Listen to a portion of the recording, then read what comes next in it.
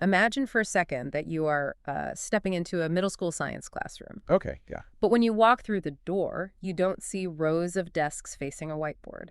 And science isn't just something you learn by, reading a chapter and answering multiple choice questions. Right, the usual drill. Exactly. Instead, you're learning by going outside and actually reading the ice on a frozen river to check its thickness. Mm. Or you're tracking the specific ripening schedule of local berries to map out microclimates. Which sounds incredible, honestly. It really does. And that's what we are getting into today. Welcome to this deep dive into our source material for the day. We are exploring a framework called the Alaska Cultural Standards for Students. Yeah, and specifically, we're looking at Cultural Standard A. Right, which is all about cultural heritage, identity, and community responsibility. And the mission for this deep dive is to really unpack a pretty profound idea from these sources. This idea of what it actually means to be, quote, culturally knowledgeable. Yeah, because it completely reframes education. I mean, in a lot of places, cultural education is treated like like a museum exhibit. Oh, absolutely. You look at a frozen collection of artifacts, or maybe you just memorize some facts about what people used to wear or eat. Right. It's treated like a costume you put on for a Heritage Month and then just take off. Exactly. But this framework argues that culture is a living, breathing system. It's about understanding where we come from, how we are connected to the people around us, the responsibilities we carry. And how all of that cultural knowledge actively shapes the choices we make every single day. Yes, precisely. I was just so struck by how this completely flips traditional schooling on its head. It takes the typical, highly standardized classroom model and roots it entirely in the real world. It really does. It's a formalized, Yeah. regulatory bedrock up in Alaska. Yeah. It's designed to nurture bicultural competence. But I think before we get into the nuts and bolts of how a school actually implements this, we really have to dismantle the old idea of what culture even means in an academic setting. That is the foundational shift right there. Yeah. Historically, education has treated culture as an isolated subject. Right. You teach about a culture almost always in the past tense, but the shift here is moving to teaching through culture. Teaching through culture. And it's not just something designed exclusively for Alaska Native students, which honestly was my first assumption when I started reading the sources. No, and that is a crucial distinction. Yeah. Every student has a culture. Every single kid walking into that room has a family history. They have community relationships, and they have a connection to the place they live. Yeah, we all come from somewhere. Right. This framework is about anchoring every learner in their authentic local environment, regardless of their background. So how does teaching through culture actually work in practice? Because the standard talks about ancient Alaskan engineers testing, breaking, and fixing their designs through deep observation of the environment. It's a rigorous empirical science. Think about the construction of a traditional kayak or a sled. Right. That isn't just, arts and crafts. That is generational, iterative design. An ancient kayak builder was observing fluid dynamics, they were testing material stress, and refining designs over thousands of years. Wow, yeah. It's the exact same scientific method a NASA engineer uses today. So it's basically the difference between memorizing the date a bridge was built versus actually understanding the tension of the cables, because you have to walk across that bridge every day to bring food to your neighbors. That's a great way to look at it. One is a passive fact, and the other is a living action. But if culture is a living action, how does a school actually measure or teach that? Well, to teach that living action, the framework gives educators a roadmap. It's built around 7 parts, and it essentially moves outward in concentric circles. Like a ripple effect. Exactly. It starts with the students' roots, who they are, and who they are responsible to. Those are parts 1, 2, and 3 of Standard A. Let's talk about those roots, because the standard places a massive emphasis on community well-being. It's not enough to just know things, right? You have to actually do things. Action is absolutely required. Academic learning has to connect to direct community service. Right. For instance, Part 1 focuses on responsibilities to the well-being of the cultural community. So a biology or ecology lesson might involve students harvesting local fish or game. Which is already so different from a regular school day. Right, but the lesson doesn't end with the harvest. The standard expects those students to process that harvest and donate it to a local senior center. Or maybe they assist elders with chores as part of their actual coursework. It completely bridges that gap between school and real life. But it goes deeper into the personal side, too. Under part two, students are expected to map out their genealogy, like their physical and cultural lineage. And under Part 3, they explore oral and written traditions, gathering history from the local community. And a key part of this is that they are taught to view elders as the highest academic authorities of this community knowledge. Which is a massive paradigm shift. Mhm. It tells the student that the ultimate expert on the local ecosystem isn't necessarily the person who wrote the textbook in, a completely different state. Right? It's the elder who has lived in and observed that specific ecosystem for 80 years. Okay, I definitely see the value in that longitudinal data. Yeah. If you have someone who has watched the salmon run every single summer for 8 decades, that is a far more robust data set than, say, a 5-year academic study. Precisely. I mean, they have seen the anomalies, the cycles, the impacts of changing weather patterns. It is unparalleled scientific data. I have to stop you there, though, because as I was looking at this requirement for students to present their genealogy and family history, I immediately saw a red flag. Oh. Yeah, I'm picturing a middle schooler. What if that student is adopted? Or what if they have a highly traumatic family history or they've been entirely separated from their heritage? Right, yeah. Asking a 12-year-old to map their family tree in front of the class just feels incredibly invasive. It's a very real concern, and it's a potential landmine if handled poorly. But the framework is acutely aware of this. It establishes strict ethical boundaries to protect students. Okay, good. The explicit rule is that no student should ever be singled out, put on the spot, or pressured to disclose private family histories, trauma, or adoption information, or even sacred clan relationships that aren't meant for the public. So how do you teach lineage without forcing a kid to expose their own? You provide robust alternatives. The classroom has to remain an emotionally safe space. So if a kid doesn't want to investigate their own biological family, they can map the lineage of a historic regional figure. Oh. Or, tying it back to science, they could track the population lineage of a local animal species, like a specific caribou herd. That's brilliant. Right. The goal is for the student to understand the concept of deep roots and interconnectedness. You don't have to force uncomfortable personal disclosures to teach the mechanics of a lineage. That makes total sense. You're teaching the architecture of a family tree, not forcing them to hang their own laundry on it. That's exactly. All right, so we've established the roots. The first circle is who you are. The next circle, the standard explores, parts 4, 5, and 6, is how that student interacts with the physical world around them on a daily basis. And that starts with shifting the view of science. It moves from being this neutral data-gathering exercise to a tool for community obligation. Part 4 focuses heavily on reciprocity and responsibilities to the surrounding environment. And this brings up the role of language in part 5, which I found totally fascinating. The framework requires schools to incorporate local heritage languages and specifically mentions local orthographies. Yes, the orthographies are key. Let's define that for a second for everyone. An orthography is essentially the standardized writing and spelling system for a language, right? Exactly. It's the symbols and rules used to write the language down. But incorporating it isn't just an exercise in translation. Right, you aren't just taking an English word and swapping it for an indigenous word on a flashcard. No, because the language itself is data. Right. I was thinking about this like a zip file on a computer. An English word like snow or ice is an uncompressed generic file. It gives you a basic idea. Sure. But the local heritage word is a highly compressed file. When you unzip it, it contains incredibly precise meteorological data about moisture content, wind direction, how the ice sounds when you step on it, and whether it's safe to travel on. That is a perfect analogy. The vocabulary of a place holds the survival history of that place. Local languages have highly localized terms for the anatomical structures of animals or, tidal movements that English simply lacks the vocabulary to describe accurately. So it's like putting on a new pair of glasses. Exactly. You suddenly see the environment the way the ancestors saw it. Mm. When a student learns that specific orthography, they are literally learning the scientific measurements of their environment. You just can't separate the ecosystem from the heritage language used to describe it. But this has to be lived out, right? Under Part 6, it's about cultural values and traditions and everyday behavior. It's daily behavior, yeah. The framework expects the school to adapt its own structure to reflect these cultural values, like the concept of time and respect.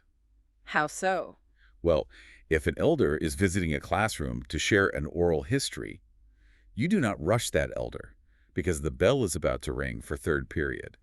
You adapt the rigid school schedule, to honor the traditional way knowledge is shared. Okay, but how do teachers avoid tokenizing this? I'm sure you've seen it. Schools have a cultural day. Kids build a little model of a historic tool out of popsicle sticks, and the next day it's right back to the standard textbook. How is this actually different? That is the exact danger of tokenism, and the sources call that out. To avoid it, this framework demands structural integration. It's not an add-on or a decoration. Okay, give me a concrete example. Sure. Instead of just talking about ancient hunting practices as history, a high school biology class will look at traditional resource management laws. These are laws built on thousands of years of sustainability data. The students will use those traditional laws to actively analyze and critique contemporary mathematical carrying capacity models. Oh, wow. Okay, break down carrying capacity models for me real quick. In biology, carrying capacity is basically the maximum population size of a species, let's say a moose population, that a specific environment can sustain indefinitely without degrading the ecosystem. Okay, got it. Usually, kids just learn a formula from a book. Under this standard, they look at the state's carrying capacity model, and then they cross-reference it with the traditional ecological knowledge of the local tribes who have managed that exact moose population for centuries. So the cultural knowledge is the science being studied. Exactly. That is such a powerful distinction. It elevates the local knowledge to its proper scientific weight. So we've zoomed in on the individual, we've covered their daily interaction with the local ecosystem and language. The final stage of this framework, part 7, requires the student to zoom all the way out to the macro level. Yes, students have to determine where their community fits on the regional, state, national, and even international maps.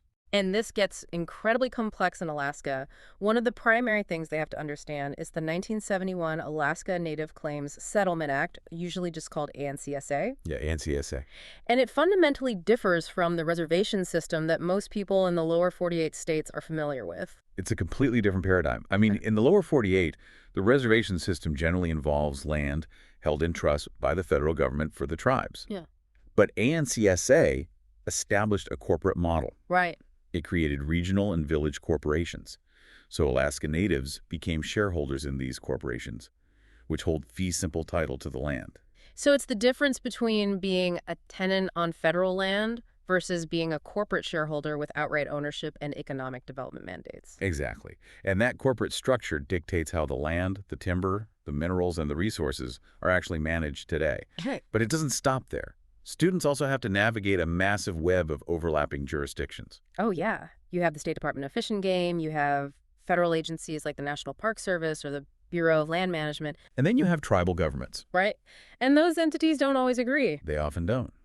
So a student learns how tribes have to negotiate co-management agreements between these state and federal entities just to maintain their traditional subsistence harvests. I've got to jump in here, though, because the second you bring up federal land management, resource extraction, and tribal co-management, you are stepping into a massive political minefield. Oh, absolutely. I am just picturing a 7th grade science teacher trying to teach a lesson on salmon habitats and suddenly having to moderate a heated debate on left-wing versus right-wing land policy. How is that even manageable in a public school? It's a very fair question. And the framework provides a strict mandate for educators here. You are not there to take sides. The goal of the curriculum is never to endorse a specific political viewpoint regarding land management. So we definitely want to be clear about that here on the deep dive, too. We aren't endorsing any specific political views found in the sources. We're just reporting on how the framework says to handle it. Right. Impartial reporting. And that's exactly what the teacher's role is in that moment. So what does that look like? Impartial mechanics. The educational mandate is to objectively report on how these systems function. The students need to understand the factual realities of the laws, who holds jurisdiction over what river, and the historical context that built that system. They are analyzing the machinery of government objectively. Exactly. The goal is to empower the student to navigate those systems effectively as an adult, completely independent of whatever personal political affiliations the teacher might hold. Okay, that makes sense. You aren't telling them what to believe about the engine, you're just showing them how the engine works so they can drive the car themselves. Precisely. And that macro view extends way beyond national politics. It goes global. The standard points out that circumpolar ecosystems cross national borders. Right. The Arctic doesn't care about a line on a map. Exactly. Which creates a really beautiful realization for a student. When a 7th grader is out there taking an ice thickness observation on their local river, They aren't just doing busy work for a school project. No. They are collecting vital, localized data that ties directly into global climate monitoring networks. What happens in their backyard matters on a planetary scale. It's all connected, but, designing a curriculum that is this deeply intertwined with living communities and massive global systems clearly requires some heavy ethical guardrails. Oh, definitely. We touched on protecting individual students earlier with the genealogy stuff, but the framework also lays out rules for how the school interacts with the community at large. It has to. Because historically, Western academia has a really bad track record of treating indigenous cultures extractively. Meaning they just walk in, take the data or the stories, and leave. Exactly. One of the biggest rules that stood out to me in the sources was the mandate against treating cultures as interchangeable. This is vital. Alaska is massive and incredibly diverse. I mean, you cannot take a lesson plan designed around the Tlingit communities in the temperate rainforests of Southeast Alaska, where the culture is deeply tied to the ocean and salmon, Right. and blindly drop it into an Athabascan classroom situated in the boreal forests of the interior. Because the ecological realities, the languages, the entire worldview, they are completely distinct. Right. And along with that, there is a strict rule. Yeah. No single spokesperson. Ah, yeah. You can never present one person, whether it's a student or a guest speaker, as representing the entirety of a culture. Culture is just too complex and multifaceted for a monolith like that. The framework also places a massive emphasis on what it calls the sovereignty of knowledge. Yes, local communities, tribal councils, and the culture bearers themselves are the absolute authorities on what knowledge is public and what knowledge is sacred. Meaning an educator can't just decide a piece of history is educational and use it however they want. No, not at all. They have to ask for explicit permission before they do things like record an elder speaking or map out traditional harvest sites on a GPS for a science project.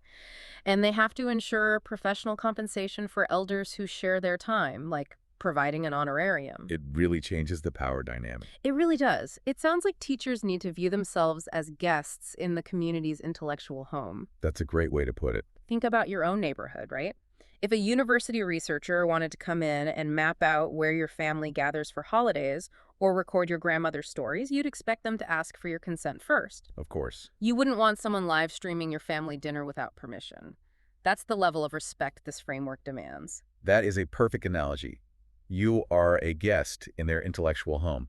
And the academic term this framework operates under for this is epistemological parity. Epistemological parity. Okay, let's break that down because it sounds like a mouthful, but the concept is actually the linchpin of this whole standard. It is. Epistemology is simply the study of knowledge, how we know what we know. So epistemological parity means treating traditional indigenous knowledge systems as equally valid, sovereign scientific systems alongside Western science. Wow. It demands the exact same, if not more, ethical rigor, peer review, and informed consent as any university study would require. You don't just take the knowledge because you find it interesting. You engage in a reciprocal, respectful relationship with the people who hold it. This has been such a fascinating journey through these concepts. I mean, when you look at Alaska Cultural Standard A in its entirety, moving from the roots of the individual all the way out to global climate systems, it becomes very clear that this isn't just an educational rubric or a checklist for a school district. No, it's far more profound than that. It is a comprehensive blueprint. It's designed to raise whole human beings who are biculturally competent, people who are deeply ethically connected to their physical environment and to their neighbors. It basically takes the four walls of the classroom and just pushes them outward until the classroom is the community itself. And it ensures that the knowledge students gain isn't just stored away in a binder to pass a standardized test. It is used to sustain and enrich the world they actually live in. It really changes how you think about what it means to be an educated person. It absolutely does. Well, as we wrap up this deep dive, we want to leave you with a final, lingering thought to explore on your own. As you go about your day-to-day, look around at your own community, your own neighborhood, and ask yourself, what knowledge, responsibilities, relationships, and stories help a person know where they stand in the world?